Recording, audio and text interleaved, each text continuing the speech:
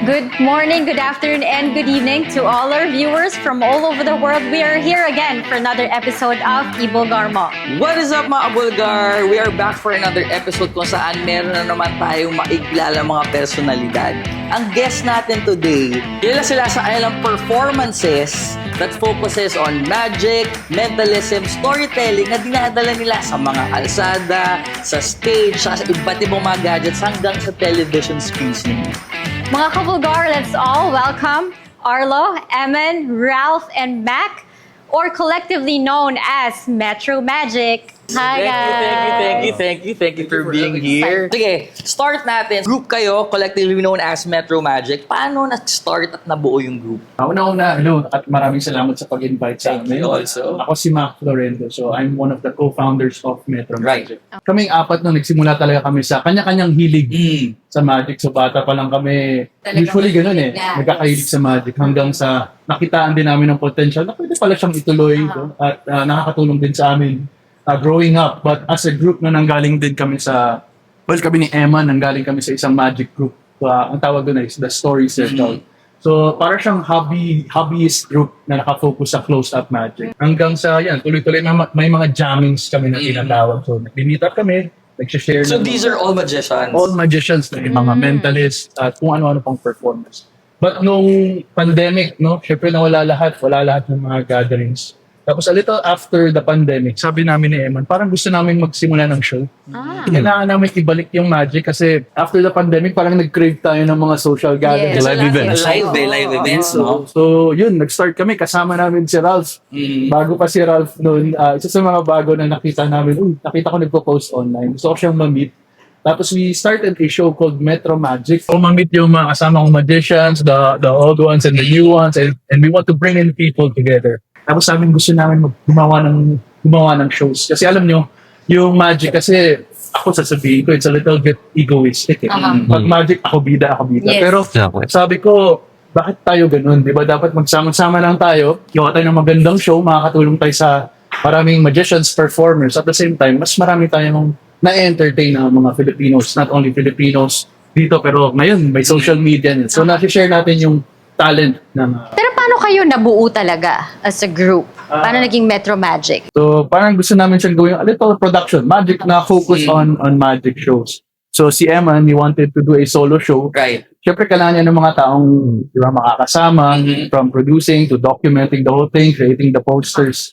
And magicians lang din nakakaintindi sa utak ng magician. Magic show kasi or especially ang stand-up show, hindi lang siya parang kapag napanood mo yung isang performer, siya na lahat yun Pero maraming different factors na involved within the show na hindi na nakikita na lay audience, which is yung sinong nagpapagana ng music niya, Right. sinong nagbubuhat ng prop niya, the consultation behind dun sa act.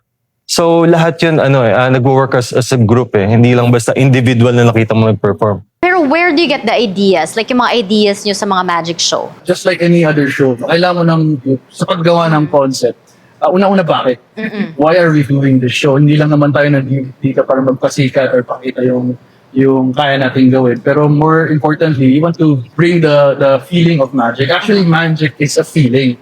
For me, it's an abstract word, parang love yan Hindi mo talaga siya nakikita, pero nararamdaman. So, lagi namin sinasabi ni Emma, pag you're a kid, yun yung lagi mo nakita sa mundo, yung astonishment, wonder. Childlike wonder. Pero Yun yung kapag na lumaki ka na, yun na yung feeling na hindi mo na nararamdaman Alam mo yun, kapag ang dali maaliw ng bata May mawalang coin dito, lalabas dito. Childlike wonder. Yun yung feeling na yun. So lahat ng sinasabi niyo on stage, impromptu to? Iba-iba yung audience, di ba? Kada show namin. Parang Alice in Wonderland. For example, sa card trick, pinapili mo ng isang card yung set of audience na yun. So pwedeng yung second show mo, different card yung mapipili niya. Kasi may mga audience participants kami na gustong manood ng magic, meron naman yung skeptic, meron yung ayaw talaga. So yung batuhan per audience, nag-iiba talaga. Sige, rewind muna tayo. Babalikan natin mamaya yung performances yung ngayon. Kilalanin muna natin kayo individually. Sige, alphabetical tayo. Arlo muna. Kailan ka at paano ka nag-start mahilig sa magic? Sa mga birthday parties, may mga magicians, clowns, ganyan na nagmamagic din. So, ako, bilang audience, yung time na yon, nahilig ako na ako yung volunteer lagi. Pag naghahanap yung magician ng volunteer lagi, ako parang nakikita ko up close kung paano pa talaga nila ginagawa. Tapos cut to, nung high school ako around 14 years old, nakilala ko yung pinsan ko na magician din. Nagpaturo na ako sa kanya ng magic. So, since 14 years old, nagpe-perform na ako. Yeah, on stage. Mga iba pang acts noon, silent act kung tawagin. Background music lang, nagpe-perform ako, nagpapalabas ako ng payo, sa kalapate. Yun, tapos yung parents ko, supportive naman. So, thank you nga pala sa parents ko na sinuportahan niyo ako sa gusto kong hobby. Binibilan nila ako ng yung mga starter packs na yan, yung mga basic kits na pops and balls na may magic wand. Ikaw naman, Eman, paano ka nag-start? Just to give you an idea, bawat tao dito sa grupo, may kanya-kanya kami specialty. Right. So yung sa akin is mentalism.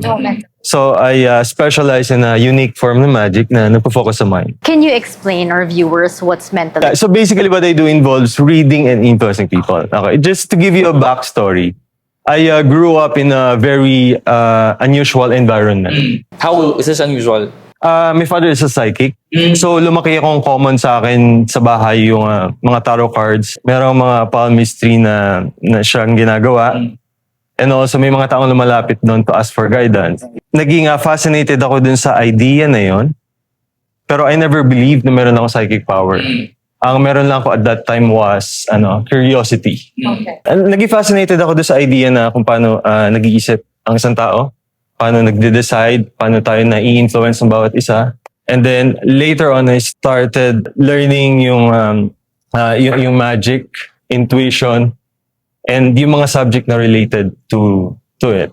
Ganun. Over the years of practicing tapos performing, nakapag-develop ako ng ways to demonstrate what it looks like na para siyang I'm reading your minds, parang gano'n. Pero is mentalism something na you're born with? Lahat tayo meron nun eh. Hindi lang talaga fully developed. So you can develop it? Yes, of course. Minsan may mga feeling ka or experiences ka na parang nag-ring yung phone mo. Maya-maya nagkaroon ka ng parang sense or feeling kung sino yung tumatawag sa'yo. Yeah. Tapos magugulat ka tugma. So lahat ng ginagawa ko parang inspired sa mga psychic phenomena. So, ang pinaka-importante dito na inad ko is the layer of magic and theater. Kasi hindi siya basta alam mo yun, nakaupo kayo sa Quiapo, tapos nagpapahula. May mga times na kailangan mo talagang i-engage yung audience mo. Right. Diba? Kailangan mo alam kung paano magsalita, how to introduce yourself, gano'n. Pero ako, up until now, medyo actually skeptical. Minsan, ako mismo nasusurprise ako anong pwede kong magawa eh. Kung totoo yun, lagi kong iniiwan na lang dun sa audience. Sige, balikan natin yan. Mac, your turn. Well, ako naman, I started at around mga 8 years old. Mas bata. Mas bata. Kasi yung father ko naman mahilig sugal. So growing up, yung laro So you started with cards? with cards, card magic. Then at that time talagang mahilig ako sa television. Parang lahat ng napapanood ko sa TV, gumagana yung utak ko eh. So yung fascination ko sa media, storytelling, theatrics, production, tapos with my technical skills sa magic, parang nakakatuwa. There's entertainment in between my hands. So growing up, I learned a few tricks. Tapos syempre, papakita mo sa mga family and friends mo. So, growing up, maririnig mo rin yung mga salitang, di ka naman magaling, or wag mo na ituloy yan. Yes. But that was also motivation. Motivation, yes. Ano naman nakakagawa nito sa magkaibigan eh. So, bakit hindi ko i-develop? Kailangan lang talaga siyang practicean hanggang sa umabot sa time na ma-perfect or ma-master mo siya. Pag nakita mo yung reaction ng tao, parang fulfilled na ako eh. Parang I just want this feeling more. I want more of this feeling. Kailangan mong pagpraktisan ng maigi kasi sa magic, hindi naman nakikita ng tao yung pinaghirapan mo eh. Ang nakikita nila, And result parang na. madami. Oo. Paano nangyari yun? So yun yung goal. Pag sumablay ka naman, grabe, parang nag-crumble. Yeah. Okay, kay Ralph naman tayo. So for me, I started when I was 13. Right now I'm 25, so mga 12 years already. I was in an all-boys school. So we had a thing called the soiree, where other class with all girls naman. Yeah. So of course me, as a teenage kid, I wanted to stand out. So I went to YouTube, I learned a few card tricks, then that's how I stood out. And it worked. People remembered my name. As years go by, I actually fell in love with the art. So actually, same with Mac, it's how I gave the wonder to people. So whenever they were really shocked or really amazed, that really gave me a fulfillment. Metro Magic, when they invited me to do a show, this actually was my first show ever in front of a huge audience. And later on, I had a debut of my solo show. So everyone was helping with my script, my props, how to polish my experience, how to perform. Like with the four of you, like especially with you, Eman, kasi the way I see it, yung sa dad mo medyo on the serious ano siya eh. Like with you, yung family mo ba, were they already supportive? Actually, supported sila ever since eh. Kasi dumating sa point na ini-introduce sa akin nung father ko yung magic eh. Which is yung pinaka-lighter version nung ginagawa niya eh. So yun na naman ang tingin niya, lighter version. It wasn't like, anak, ginagawa mong joke tong ginagawa namin. Hindi naman. Hindi naman. Actually, mas natuwa sila eh. Kasi mas parang nag-boost ng confidence ko eh. Ang karamihan sa amin, parang medyo, alam mo yung mahihain ng bata eh. Diba? Naghanap kami ng way to stand out sa group eh, sa crowd eh. Tapos, itong performing art na to, naging malaking parang contribution para mas mahasa kami. Ganon. Mac, with you, hindi ba siya, like especially, sabi mo, sa province ka talaga lumaki, diba? Hindi ba siya parang yung parents mo, makakaabala sa school or sa yung talagang pwedeng maging trabaho mo eventually? Well, partly, if you're spending so much time on this thing na hindi ka nakaka-focus sa ibang importanteng bagay, syempre may sasabihin. Correct. Bago papasok sa school, siguro 4 na oras akong naglalaro ng cards. Maliligo ako at maglalaro na naman ng cards. Tapos magre-ready sa school. Sa school, break time, cards ulit. Tapos hanggang sa bago matulog, cards. Siyempre, maririnig mo yung mga salita, makakain mo yung bala. So, napagdaanan din naman. Nung lumipat ako ng Metro Manila na nag-show ako, nagkaroon din ako ng commercial using my hands and cards. Sabi ko, pwede palang mapansin. Tapos, dun din, I think that was the time din nakita ng family ko. Okay, sige, hayaan na natin Correct. gawin yung gusto niya. With you, Arlo, kwento nga, supportive parents. Pero did you ever have instances na challenge din yung support sa'yo ng family mo na parang, anak, OA na? Yung support nila sa akin, support yun na sa habit. Hindi siya sa profession. So when it comes to school, umabot sa point na sinabihan ako ng mama ko na pag-aaral lang. Isa na sa inyo. Pero napatunayan ko na kailangan ko pa rin yung magic sa life ko kasi yung certain topic na pinili ko sa school ko is about magic. Na doon medyo mataas yung grade na nakuha ko. Parang short film something na ang dami kong pinitch na idea dun sa prof ko na ba't hindi po gantong idea? Hindi, masyado mababaw.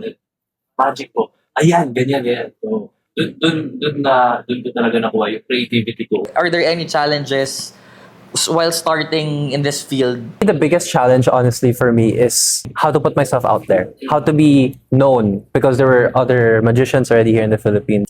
Besides from that, like with my parents, with my family, I'm very lucky. I can 100% say that they're always 100% supportive ever since from the start.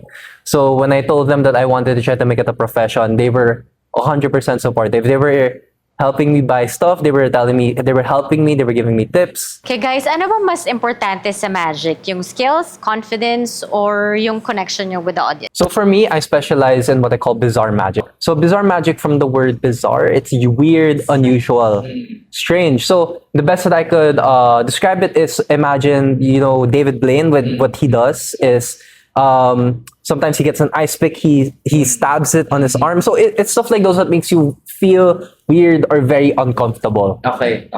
So going back to your question, for me, it would be the connection with the audience. It's how you present yourself. Audience, because you can be the greatest sleight of hand artist, or you can be the greatest, you could know the greatest tricks out there. But if you don't know how to present it well, people won't understand what's going on, and they won't feel the things that you want them to feel. In your case, Mac, what do you do and what's more important sa tatlong sinabi ni Michelle? Well, sa totoo lang, hindi ko kina-classify as anything yung magic. It's just magic. Magic is a feeling. So if I trigger that feeling now, magic siya. It doesn't have to be a trick. Yeah. It could be just me, looking at your eyes and smiling. It's a little form of magic.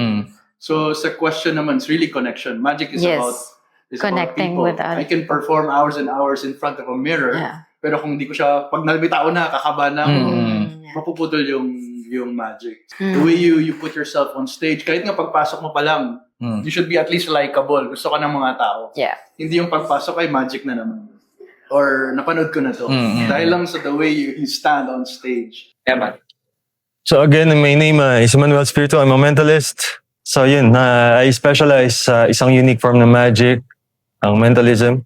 So basically, I read and influence people. Sa tanong ni Michelle, again, katulad ng bilanggit nila, I think for me, or in my case, yung connection din.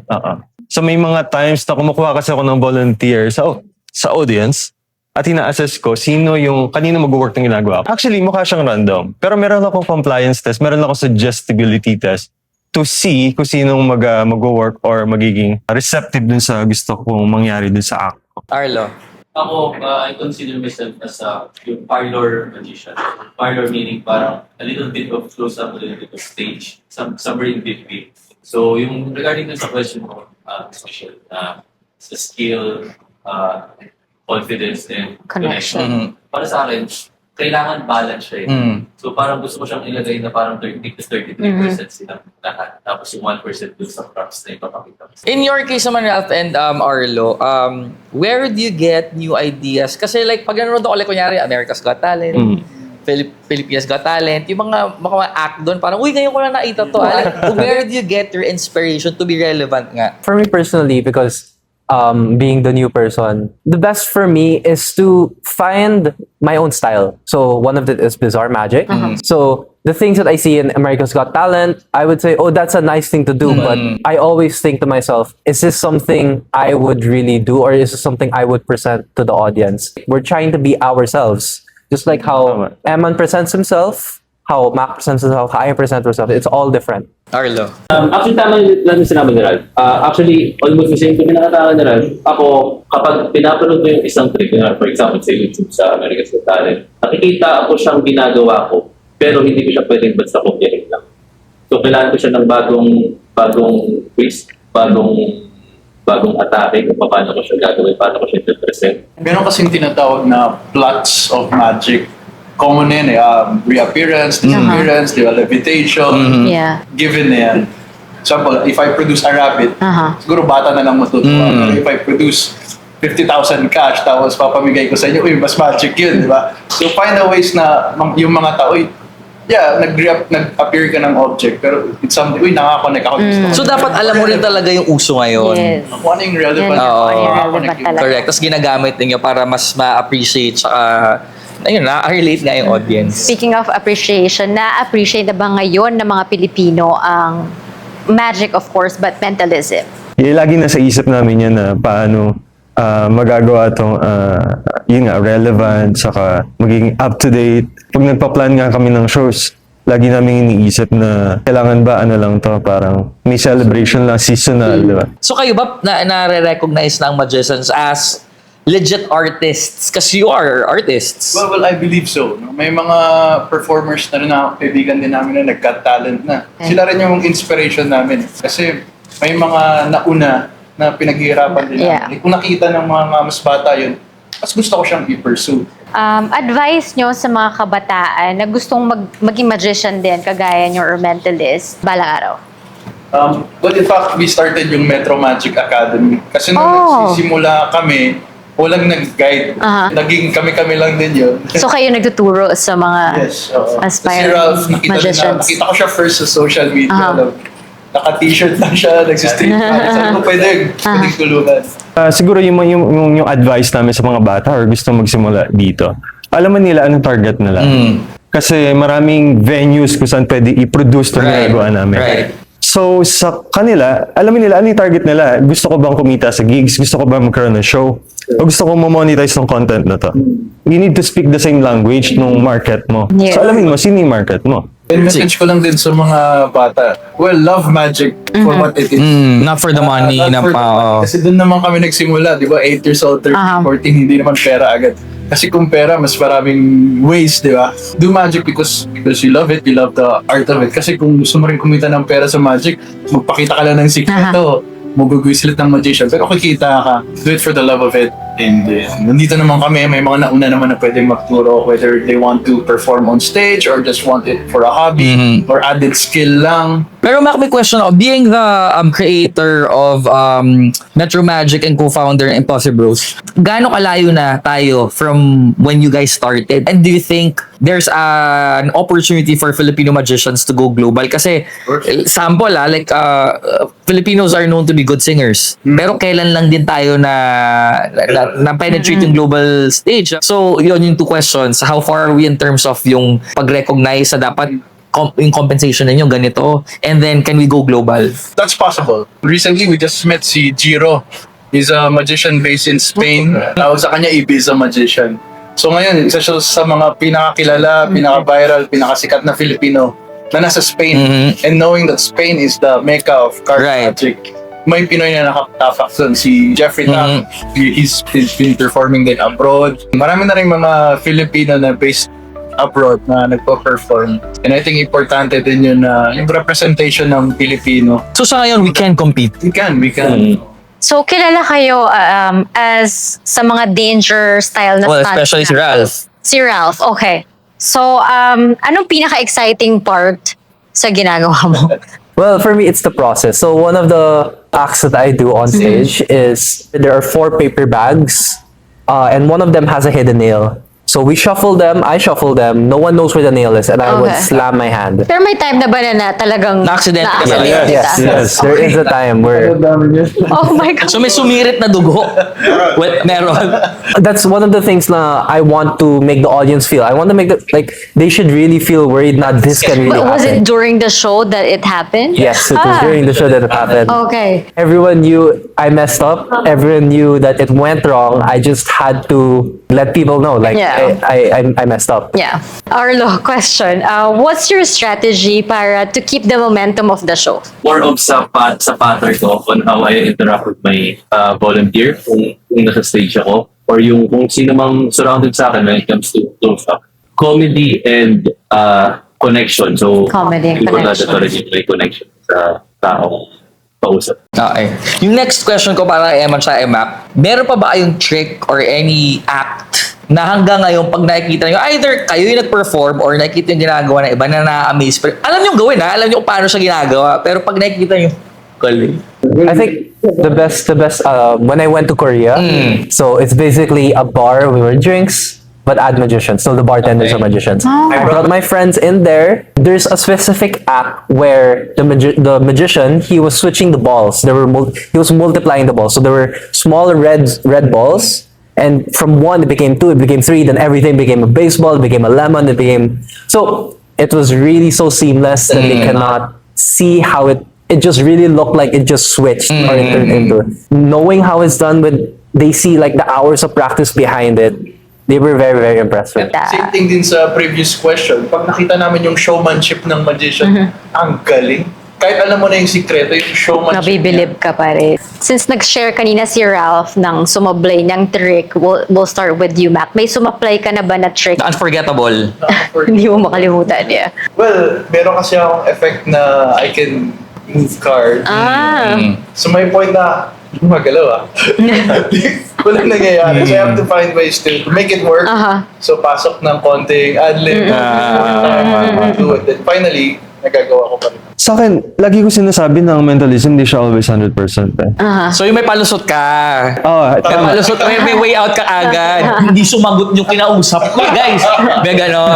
Tama. So, understandable sa audience kung bakit may mga ganong instances. Kaya importante sa akin yung binanggit nyo kanina na connection. I need to find my right audience na samahan ko dito sa stage. Ako, ang masishare ko, specific. So, hindi ko siya nakakalimutan kasi, siya, parang naging stepping stone siya sa akin. Kasi yun yung pinakaunang stage performance ko. It was a talent show sa school namin. I was first year high school. It's a multiplying bubbles. So, yung effect niya is, bublow ako ng soap bubble, kukunin ko on air yung buong bubble, mumultiply ko siya. Habang minumultiply ko siya, nahulog ko yung isa, tapos gagamitin ko na yung term ng pop. Nahulog ko siya, nag-pop siya, nasira yung prop ko. Tapos, yun na yung parang pinakasablay ko. Pero before that, naririnig ko yung palakpakan nila. First time ko on stage, tuwang-tuwa ako. Tapos nung bumagsak yung bubble na yun, lahat siya, biglang bumabalik. Tapos, inisipan ko na lang ng way kung paano ko mababalik yun. So, I continue with the missing bubble. Nakuha naman. Hindi ako nakapasok ng next round. Question kay Ralph and Mac. Kung may isang magician na gusto niyo mapanood, sino yun? Top 3 would be actually si David Copperfield. David Pero unfortunately... Buhay pa ba siya? Yeah. Pero buhay pa siya, Nag-stop na siya ng show niya. Nag-last show na siya. Second, syempre, David Blaine. David Nag-start nung Yes. Street Yeah. Magic. Oo. And then third, si Cyril Takayama. So, Japanese siya. Ganun din Takayama. yung style niya. Siguro yung pinaka for me, of course, David Blaine. Street Style Magic. I want to see him up close talaga. Second one is also Cyril Takayama. Japanese Pareho magician. lang. Because he's one of the OGs talaga. The last one is Thailand magician, Patrick Kuhn.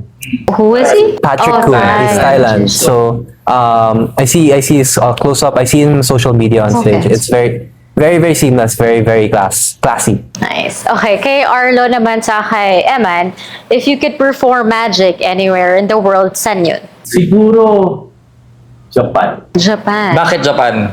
Kasi gusto ko lang yung country nila. Tapos gusto kong balikan. Kaya Japan na lang pick. Kung possible, gusto kong magkaroon din kami as a group ng tour. World tour. Concert lang. Actually, gusto ko lang palaguin yung idea na nag-exist kami. So, it doesn't matter kung ano yung exact place and Location, location yeah. eh.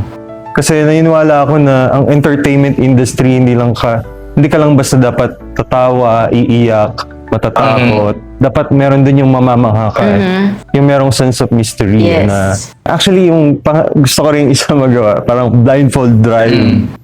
Na makapag-travel, makapag-drive na naka-blindfold. Right. So sa akin, more on siguro mga acts na pwede mo More feature than at any makita. place, yung act na gusto Yung mo act magawa. mismo eh.